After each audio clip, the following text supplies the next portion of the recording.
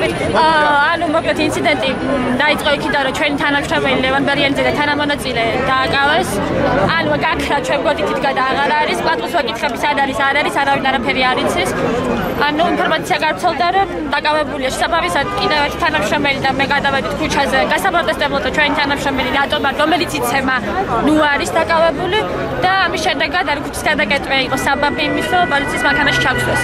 შემდგომ არაფერი გავიარეთ სანაპიროზე ჩავედით გვეკითხებოდნენ ვინ ვართ რეაქცია და ორგანიზაციიდან ვართ და ცოტა ხანში დაგვაბრუნეს უკან მეტი არაფერს არ შემიძლია. და ვინ დააკავა ეს პოლიცია? დღემდე ამ წუთში არ ვიცი, აი ეს წუთია მე მომაბრუნეს პატრულის მანქანით, ეს წუთია. სახელი და გვარი მითხრა? მაგდა კალადაძე იდენტობას რედაქტორი.